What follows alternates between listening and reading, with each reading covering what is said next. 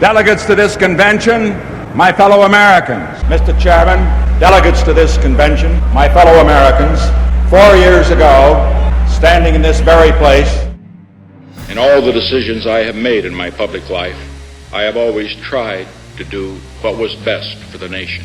Throughout the long and difficult period of Watergate, I have felt it was my duty to persevere, to make every possible effort to complete the term of office to which you elected me. It has become evident to me, whatever the personal agony it would have involved, that I no longer have a strong enough political base in the Congress to justify continuing that effort. This is one of those spontaneous things that we always arrange whenever the president comes in to speak.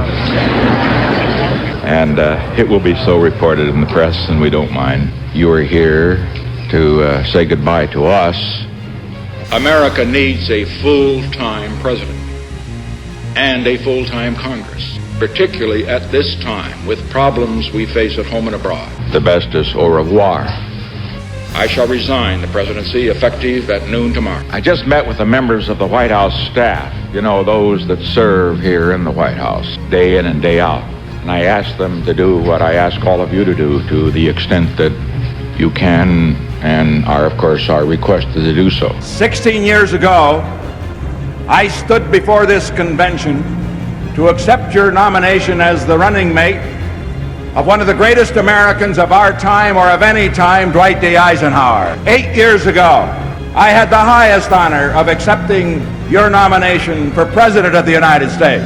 I pledge to you all of the new voters in America who are listening on television and listening here in this convention hall, that I will do everything that I can over these next 4 years to make your support be one that you can be proud of. Every time I come home to America, I realize how fortunate we are to live in this great and good country. What they ask for is what they have earned. And I want to say this to the television audience. I made my mistakes, but in all of my years of public life, I have never profited from public service. I've earned every cent. And in all of my years of public life, I have never obstructed justice. And I think, too, that I can say that in my years of public life, that I welcome this kind of examination, because people have got to know whether or not their president's a crook. Well, I'm not a crook. I've earned everything I've got.